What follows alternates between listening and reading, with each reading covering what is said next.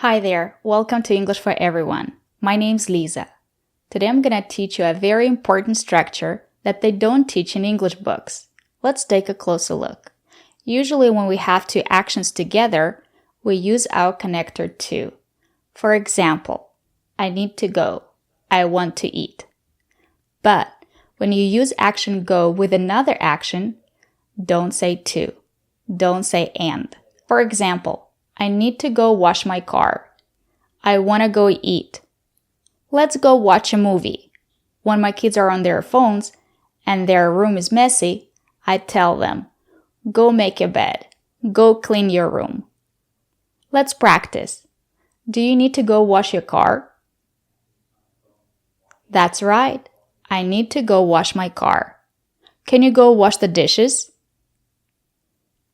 Sure, I can go wash the dishes. Do you want to go watch a movie? That's right, I want to go watch a movie. Thank you for watching, and if you want to learn English and practice speaking English, subscribe to our channel. Bye!